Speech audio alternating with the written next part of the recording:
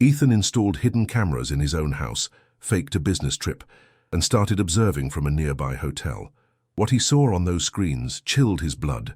His girlfriend, the woman who swore she loved his 3 babies, left them completely alone, crying, hungry, abandoned in the dark. But there was someone else watching, someone with a secret that would change everything forever.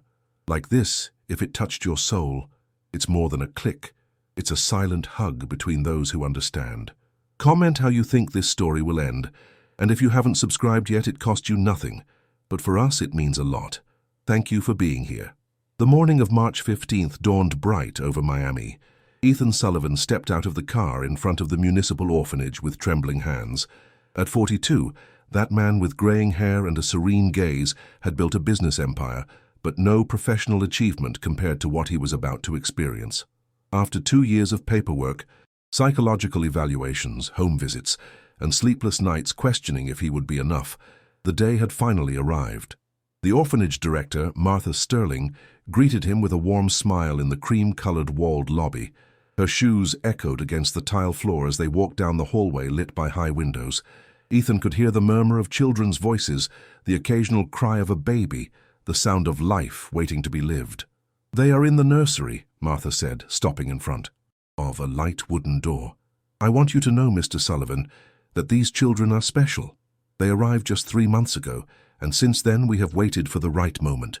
Ethan nodded, unable to articulate a word. His heart was beating so fast that he feared she could hear it. Martha opened the door. 3 white cribs were arranged in a semicircle next to the window where the golden morning light entered. In each one slept a small bundle wrapped in cotton blankets. Ethan approached. Slowly, as if afraid of waking from a dream, he leaned over the first crib and observed the tiny face of a baby of barely 2 months. His cheeks were round, his lips formed a small O as he slept, and his little hands were closed in delicate fists. "This is Andrew," Martha whispered, "the most restless of the 3. He always wants to look at everything." Ethan extended a trembling finger and brushed the baby's little hand. Instantly, the tiny fingers opened and closed around his. Something broke inside his chest. "This is Jason," Martha continued, pointing to the second crib, "the calmest one. He can spend hours just watching the shadows on the ceiling." Jason had his eyes closed, his long lashes casting shadows on his cheeks. He breathed with a soft, constant rhythm. "And this little fighter is Matthew," Martha said, approaching the third crib. "He was born underweight, but he has been the strongest of them all. Look at him, he is already awake." Matthew had his eyes open, dark and bright, observing the world with curiosity. When Ethan leaned over him, the baby made a soft sound, almost like a sigh of recognition. "They are brothers," Ethan said, his voice broken by emotion. "Triplets." "Yes," Martha replied softly. "Their mother brought them here personally. She was a young woman, very ill. She begged us to keep them together, never to separate them. She made us promise to find someone capable of loving all 3 equally." Ethan felt tears burning his eyes. "I will love them," he said, his voice barely a whisper. "I will love them with everything I am." 2 hours later, Ethan was driving his BMW through the streets of Miami, with 3 car seats installed in the back seat. The babies were sleeping soundly, oblivious to the fact that their lives had just changed forever. Ethan looked in the rearview mirror every few seconds, making sure they were okay, fearing that everything was an illusion. His mansion in the exclusive Star Island neighborhood awaited him with open doors. He had transformed one of the second-floor bedrooms into a complete nursery. 3 light wood cribs, a spacious changing table, shelves filled with diapers, wipes, blankets, and tiny clothes. The walls were painted a soft blue with white clouds scattered around. A Star Mobile hung from the ceiling. Carla Rodriguez, his trusted housekeeper, was waiting for him at the entrance. She was a 38-year-old woman of medium height, brown hair pulled back in a low ponytail, and hazel eyes that reflected genuine kindness. She had been working for Ethan for 5 years, cleaning the house 3 times a week, and had always been discreet, hard-working, and kind. "Mr. Sullivan," Carla said, her hands clasped in front of her. "Congratulations." Ethan smiled, carrying the first seat with Andrew. "Thank you, Carla. Today everything begins." Carla took the second seat with Jason, while Ethan returned for Matthew. They went up the stairs together. their steps silent on the Persian rug. Upon entering the nursery, Carla let out a soft sigh. "It's beautiful, Mr. Sullivan, perfect for them." Ethan placed Matthew in his crib and watched the 3 babies sleeping. The reality of what he had just done began to settle in his chest. He was a father of 3 small beings who depended completely on him. "Carla," he said, turning to her, "I'm going to need help. A lot of help." She nodded with determination. "You can count on me, Mr. Sullivan, for whatever you need." What Ethan didn't know was that Carla had her own reasons for being there, reasons she kept deep in her heart, wrapped in a promise made to a dying woman 2 months earlier. Carla had met Sofia Martinez 15 years earlier, when both worked cleaning offices in downtown Miami. Sofia was a 23-year-old young woman, full of dreams and determination. Carla, also 23 at the time, had just become a widow and was pregnant with her daughter Mina. They became inseparable friends, sharing snacks during breaks, looking out for each other on difficult days, celebrating small triumphs. When Sofia found out she was pregnant with triplets, Carla was the first person she told. But medical complications appeared soon. Severe preeclampsia, heart problems, a diagnosis that worsened with each passing week. Doctors warned her that the pregnancy could kill her, but Sofia refused to give up her babies.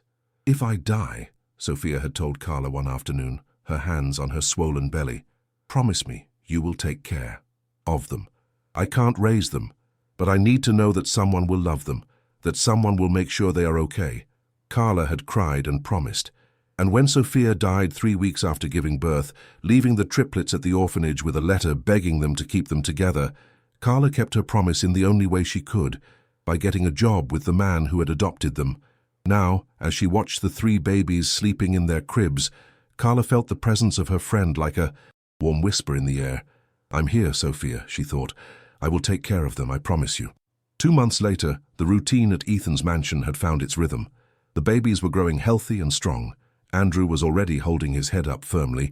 Jason smiled when he heard classical music, and Matthew had gained weight to catch up with his brothers.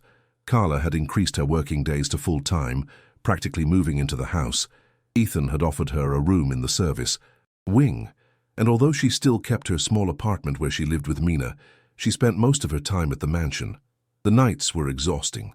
The babies woke up at different times, needed feeding every 3 hours, constant diaper changes, baths, medical attention. Ethan had hired a night nurse for the first 15 days, but soon discovered that he preferred to be present himself.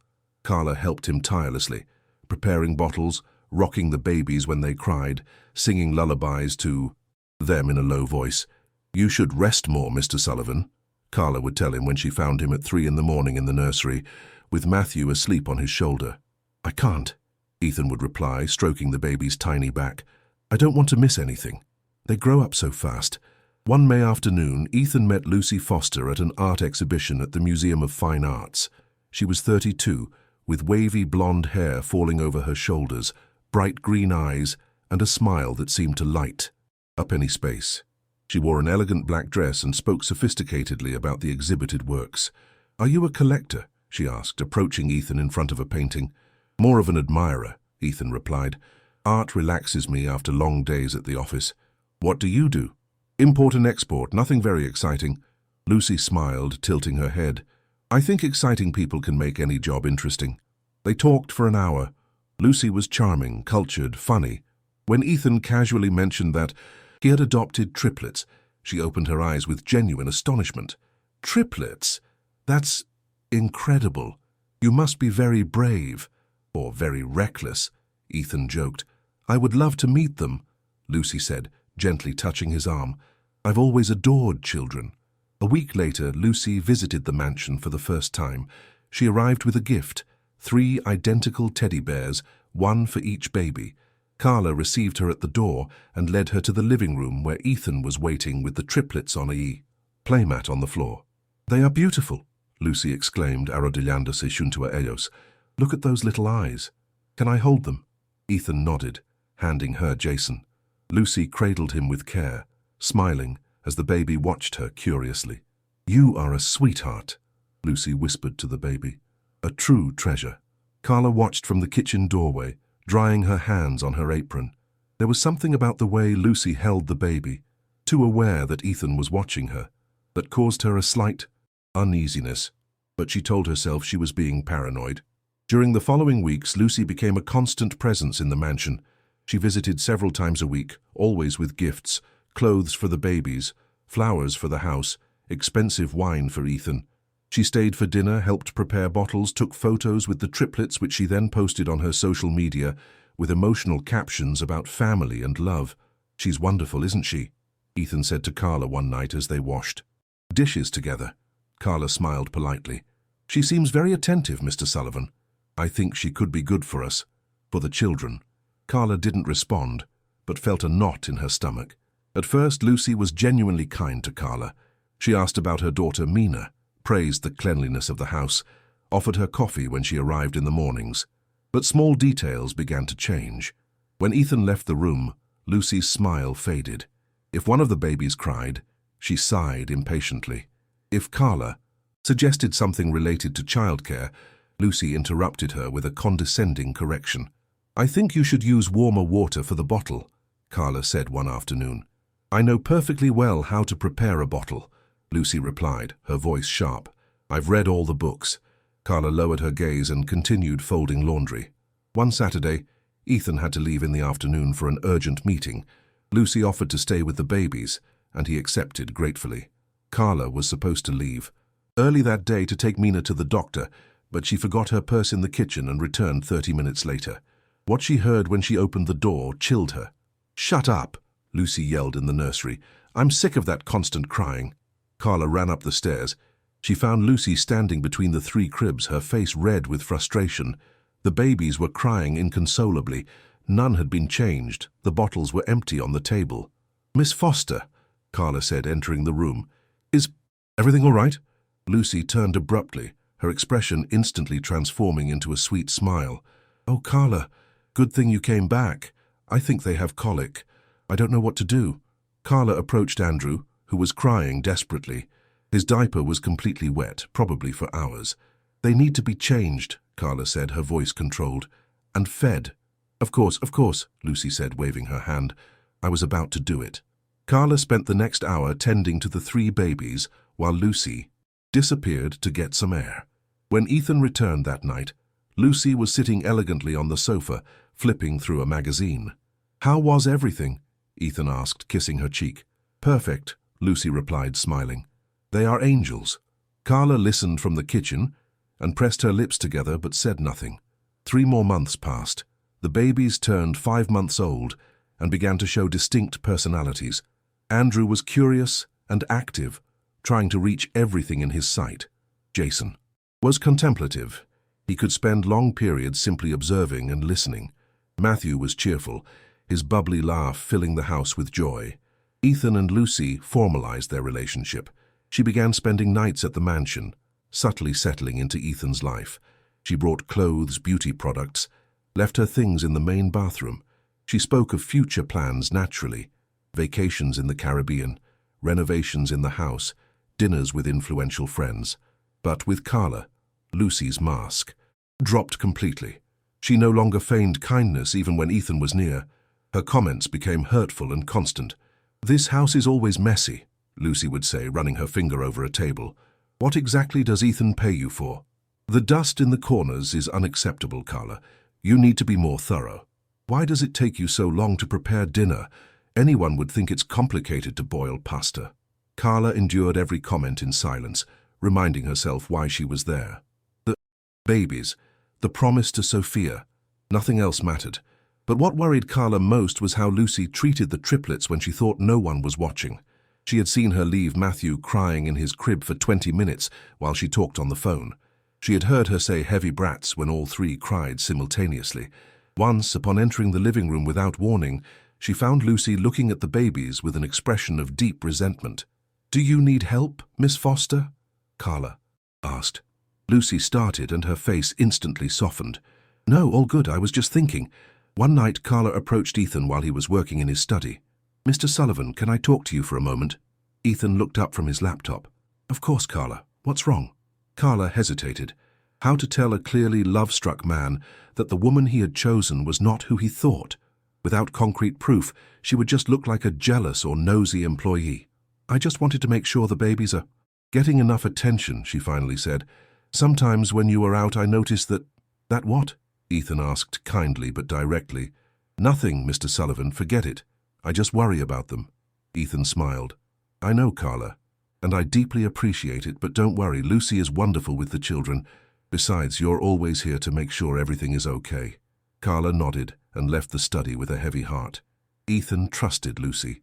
He needed to see the truth for himself. But Ethan, although in love, was not naive.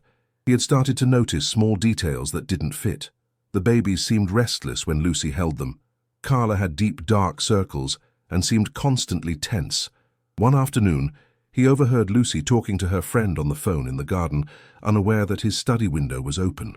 "No, they are not my children," Lucy was saying, exasperated. "They are his. I just have to endure until he completely trusts me." Ethan felt a shiver run down his spine. He slowly closed the laptop, processing what he had just heard. During dinner that night, he watched Lucy with new eyes. The way she avoided touching the babies unless he was watching. The way she tensed up when one of them cried. The condescending tone with which she spoke to Carla. That night, after Lucy fell asleep, Ethan went down to the kitchen where Carla was preparing bottles for the early morning. "Carla," he said softly, "tell me the truth. How does Lucy treat the children when I'm not present?" Carla looked up, surprised. For a moment, Ethan saw tears well up in her eyes. "Mr. Sullivan, please, I need to know." Carla took a deep breath and told him everything. The hours of ignored crying, the cruel comments, the constant impatience, the coldness. Ethan listened to every word, his face increasingly pale. "Why didn't you tell me anything before?" "I tried, sir. But you are in love, and I'm just the housekeeper." Ethan shook his head. "You're not just the housekeeper, Carla. You're part of this family, and I'm going to find out the truth." The next day, Ethan discreetly hired a security company to install hidden cameras throughout the house. They were placed in the nursery, the living room, the kitchen, and the hallways. Small, button-sized cameras that transmitted live to his phone and laptop. 2 days later, he announced an urgent business trip to New York that would last 3 days. 3 days? Lucy asked, with a look of panic that she tried to hide. "Can't I come with you?" "It's an intense work trip, honey. Meetings from morning to night. You would be bored." Lucy forced a smile. "Okay, I'll take care of everything here." Ethan said goodbye to the babies, kissing the forehead of each one. Then he approached Carla in the kitchen. "Take care of them," he whispered, "and take care of yourself too." Carla nodded, understanding that something was happening. Ethan checked into a hotel only 20 minutes from his house and opened his laptop. The multiple screens showed different angles of his home. He prepared coffee and began to observe. For the first few hours, Lucy acted normally. She prepared tea, checked her phone, watched television. But when the babies started crying at lunchtime, her true nature emerged. "Shut up!" she shouted, abruptly entering the nursery. "I can't stand this noise anymore." Ethan felt rage grow in his chest as he watched Lucy prepare the bottles with brusque movements, leaving them cold, placing them in the cribs without even picking up the babies. All 3 were crying, extending their little hands, looking for comfort that didn't come. Carla appeared on screen 30 minutes later, returning from grocery shopping. She immediately went to the nursery and picked up Andrew, who was crying desperately. "They are hungry," Carla said, her voice controlled. "The bottles are cold." "Well, you warm them up," Lucy replied without looking up from her phone. "That's what you get paid for." Ethan clenched his fists. The second night was worse. Carla had left at 8 to take Mina to her grandmother's house. Lucy waited exactly 10 minutes before getting dressed in a tight red dress, applying elaborate makeup, and leaving the house, leaving the 3 babies completely alone. Ethan almost jumped out of the hotel to return, but he restrained himself. He needed complete evidence. He set an alarm on his phone connected to the motion sensors in the nursery. 2 hours later, the alarm went off. All 3 babies were crying, their faces red from the effort, their voices hoarse from so much crying. Ethan grabbed his car keys, but at that moment, he saw Carla hurriedly entering the house. Carla had forgotten her scarf and decided to return to pick it up. Upon entering, she heard the desperate crying coming from the second floor. She ran up the stairs and found the 3 babies alone, with dirty diapers, hungry and terrified. "My God!" she whispered, picking up Matthew, who was trembling from crying so much. "Where is she?" She immediately called Ethan, who feigned surprise and told her to talk to Lucy. Carla tried to contact her without success. She then decided to call her daughter. "Mina, honey, can you come to Mr. Sullivan's house? I need your help." Mina, a 5-year-old girl with dark pigtails and huge brown eyes, arrived 30 minutes later. She had inherited her mother's kindness and adored the babies. She immediately started helping, bringing clean diapers, singing softly while Carla fed the triplets one by one. "Mom, why isn't the blonde lady taking care of them?" Mina asked innocently. "I don't know, my love. I think she doesn't love them," Mina said, stroking Jason's little head. "Babies know who truly loves them." Carla felt tears rolling down her cheeks. Lucy returned after midnight, staggering slightly, smelling of alcohol and unfamiliar perfume. She found Carla in the living room, with the 3 babies finally asleep in her arms and on a blanket on the sofa. Mina was sleeping curled up in a nearby armchair. "What are you doing here?" Lucy asked, slurring her words. Carla looked at her with a mixture of disbelief and contempt. The babies were alone, crying for hours. "Where were you?" Lucy approached with unsteady steps. "That's none of your business. You're the employee, not their mother. Someone has to take care of them." Lucy's expression hardened dangerously. "Get out of here right now. And if you say a word to Ethan about this, I'll make sure you never work in Miami again. I'll ruin your life and your brats. Do you understand me?" Carla slowly stood up, shielding the babies against her chest. "I'm leaving because the children need to sleep in their cribs, but know that I'm not scared." "You should be afraid," Lucy hissed, "because soon I will be the lady of this house and you will be the first firing I make." Carla went up the stairs with the babies, followed by Mina, who was rubbing her eyes. In his hotel, Ethan had seen and recorded every second of that exchange. His decision was made. During the 3rd day, Ethan continued monitoring from the hotel. Lucy spent the morning talking on the phone with different people, and he recorded every conversation. What he heard chilled him. "I almost have him where I want him, Brenda," Lucy was telling her friend. "I just need to convince him that the babies are too much work. Once he returns them to the orphanage, we'll get married. I'll wait a year not to raise suspicion, and then I'll file for divorce. Florida law will give me half of everything." "And what if he refuses to return them?" asked the voice on the speakerphone. "I have a plan. I'm going to organize a family dinner, invite his mother and brother. I'll make them see that he is exhausted, that the children are affecting his health and his business. I'll plant the seed of doubt. And with Carla out of the way, there will be no one to support him in keeping them." Ethan felt nauseous. This woman had meticulously planned to destroy his family from the beginning. In the afternoon, Lucy received a visit. A man in an expensive suit entered the house, and she greeted him with a kiss that was not exactly fraternal. Ethan recognized the man. Albert Jones, a lawyer specializing in millionaire divorces. "How much longer do I have to wait?" Lucy asked. "These brats are driving me crazy." "Patience," Albert replied. "Once you're married, you just need to document that he prioritizes work over you. Get evidence of emotional abandonment, and the divorce will be fast and lucrative. And the children, if you manage to have them returned before the marriage, better.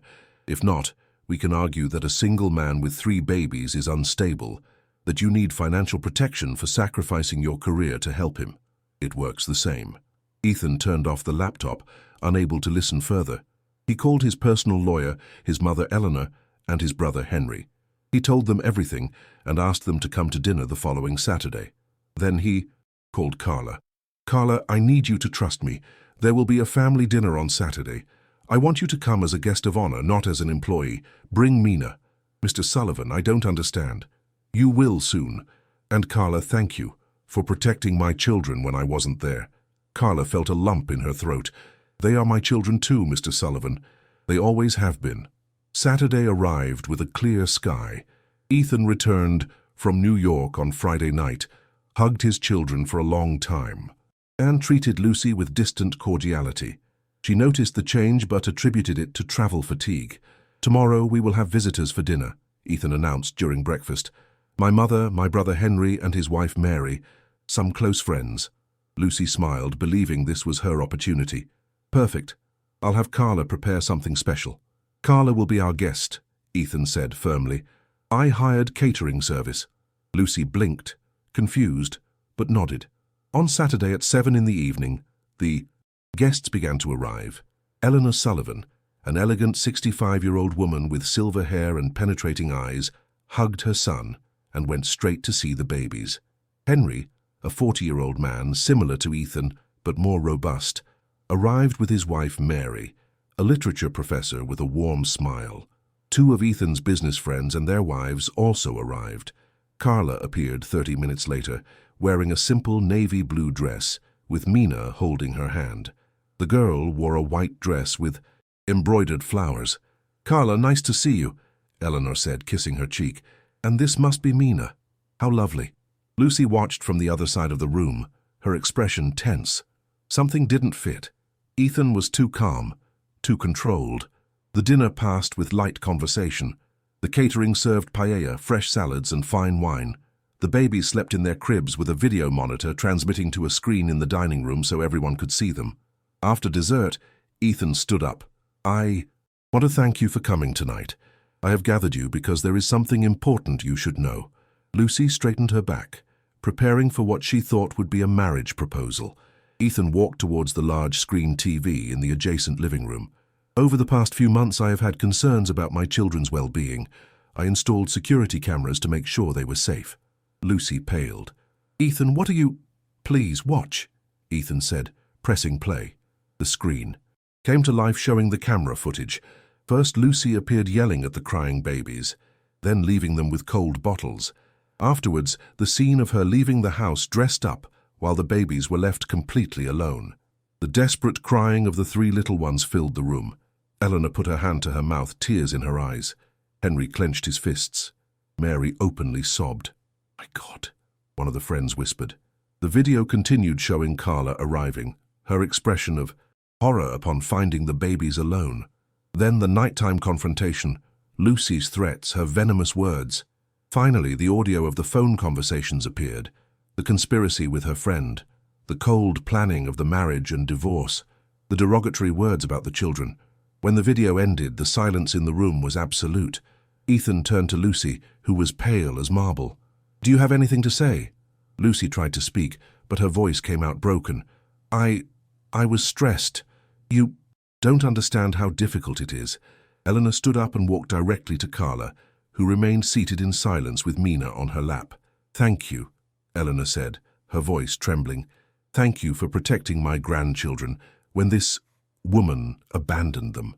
Carla stood up, and Eleanor hugged her tightly. Mina, not completely understanding what was happening but sensing the emotion in the air, said in her clear little voice, "Babies know who truly loves them. My mum loves them. That lady doesn't." Several guests wiped away tears at the innocent words of the girl. Lucy tried to approach Ethan. "We can talk about this privately. It was a mistake." "It was not a mistake," Ethan said, his voice icy. "It was a calculated plan to rob me, to destroy my family. I want you to leave my house right now." "Ethan, please." "Now," Ethan repeated. "My lawyer will contact you regarding the legal actions. Never again approach my children or this house."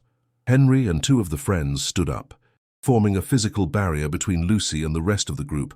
She looked around, searching for an ally, but only found faces of disgust and contempt. With eyes full of tears of rage and humiliation, Lucy grabbed her purse and left the mansion. The door closed behind her with a definitive sound. After Lucy left, the tension in the room slowly began to dissipate. Eleanor was the first to speak. "Ethan, son, I'm sorry. I should have seen the signs." Ethan shook his head. "We were all deceived." "Mum." She was convincing. Mary approached Carla.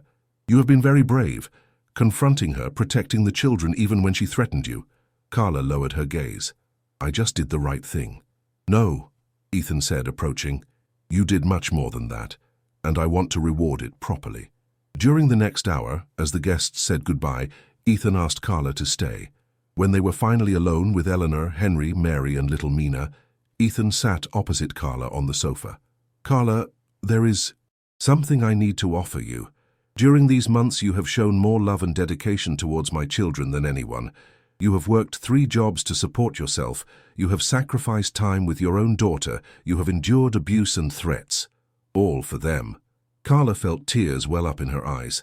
I want to offer you a permanent job as a full-time nanny, Ethan continued, with a dignified salary that allows you to quit your other jobs. Also, there is a small house on the property, next to the backyard garden. It has been empty for years. I want you and Mina to live there rent-free. You will have full medical insurance. Mina will go to a good private school, and you will be an official part of this family. Carla covered her face with her hands, sobbing. Mina hugged her mother. Is Mom crying happy tears? The girl asked. Yes, my love, Eleanor replied, stroking Mina's head. They are very happy tears. There is something else, Carla said, looking up. Something I should have told you months ago, Mr. Sullivan. Everyone looked at her expectantly. I met the triplets' mother. Sophia Martinez was my best friend. Ethan froze. What? Carla took a deep breath and told the whole story. Her friendship with Sophia, the complicated pregnancy, the terminal illness, the promise on her deathbed. Tears ran freely down her face as she spoke. When I found out you had adopted them, I got a job here so I could keep my promise, to make sure they were okay, that they were loved. I should have told you before, but I was afraid you would think it was inappropriate. Ethan sat next to her and took her hands. Carla, thank you for telling me, and thank you for loving them as if they were yours, because in a way, they are.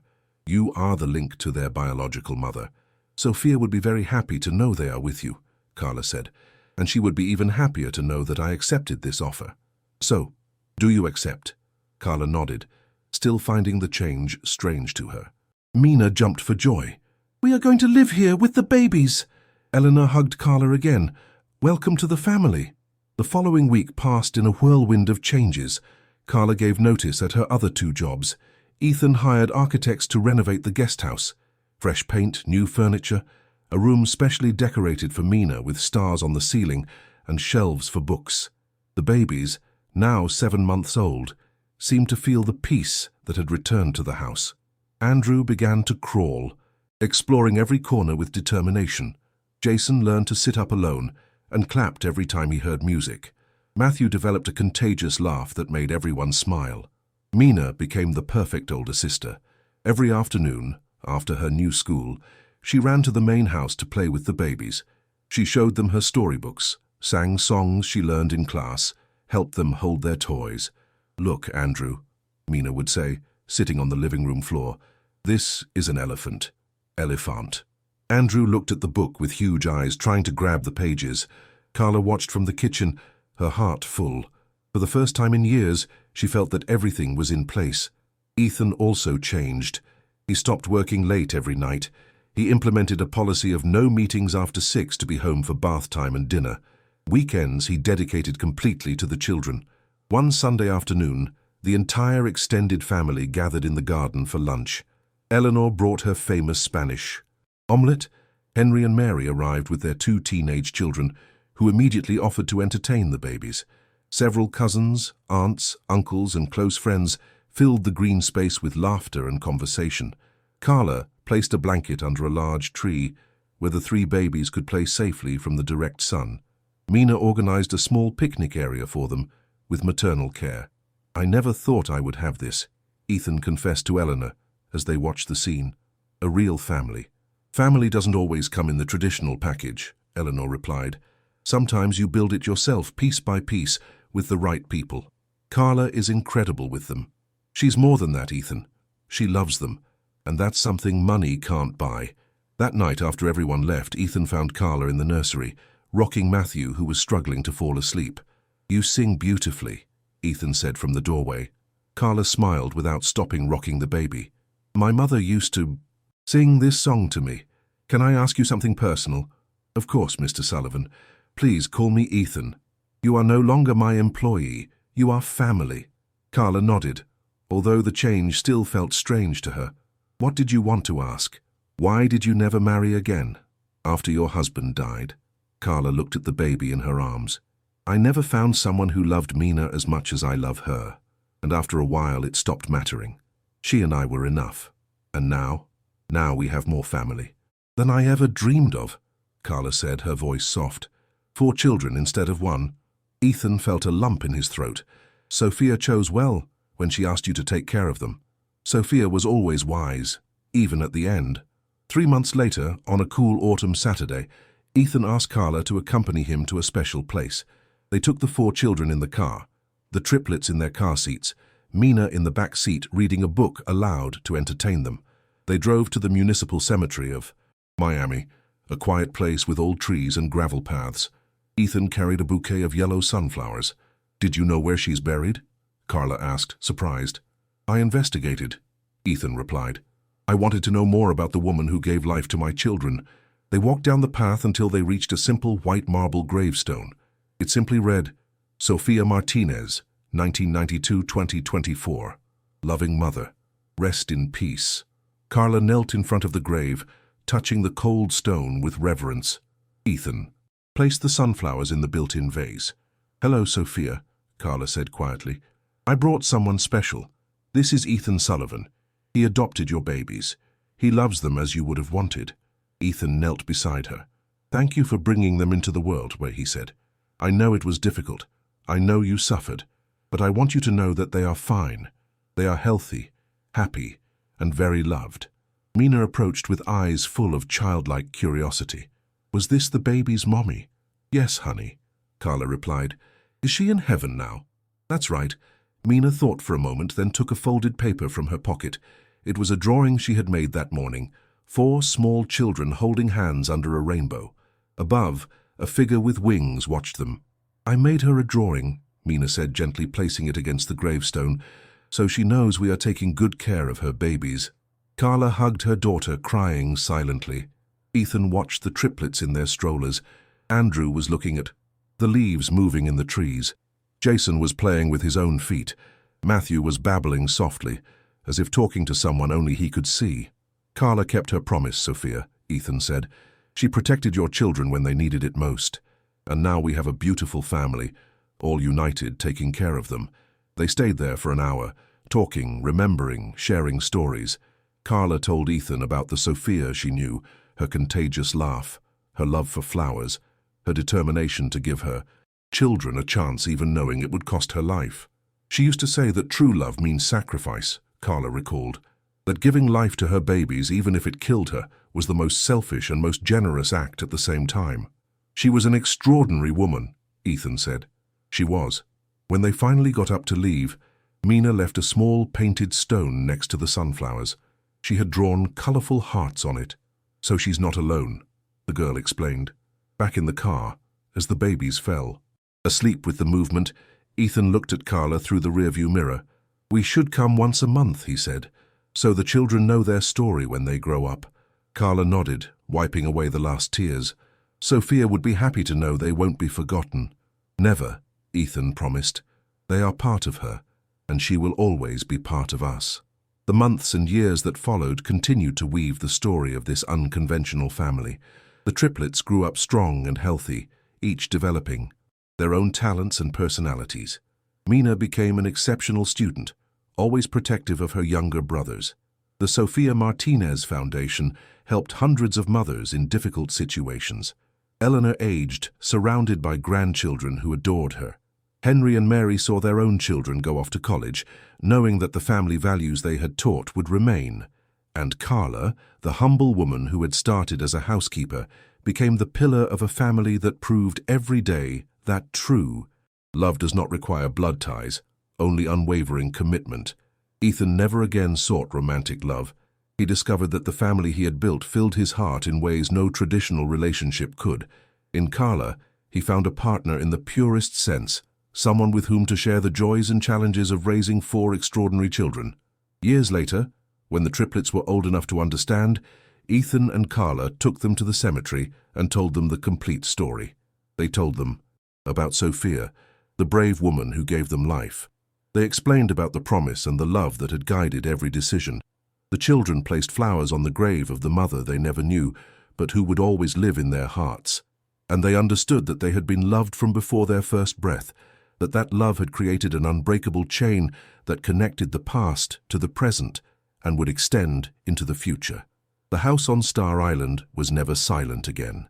It was filled with running footsteps, laughter, occasional arguments, school homework, art projects, and the beautiful imperfection of real life.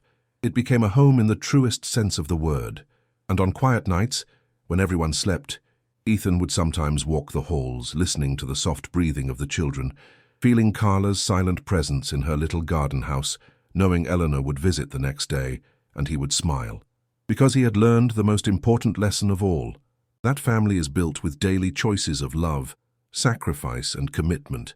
That a person's true worth is not measured by their wealth or position, but by the ability to love unconditionally. And that sometimes promises made to a dying friend can transform lives in ways no one could imagine. Sophia's promise had been fulfilled in the most beautiful way possible. Her children had a family that loved them unconditionally. Carla had found her purpose and her home. Ethan had discovered that true love comes in many forms, and Mina had gained 3 brothers who adored her. In the grand tapestry of life, every thread had its place. Every person had fulfilled their role, and together they had created something precious, a family formed not by accident of birth, but by the conscious decision to love each other every day, in joys and difficulties, forever. That night, as the stars shone over Miami, 4 children slept safely, knowing they were loved. A woman rested, knowing she had honored her promise, and a man thanked in silence for the unexpected turns that had transformed his empty mansion into a home full of life. True love, they all discovered, is not what comes wrapped in perfection. It is what remains when everything becomes difficult. It is what builds bridges over impossible abysses. It is what transforms strangers into family and promises into legacies. And in that simple yet profound truth, they found everything they had ever needed.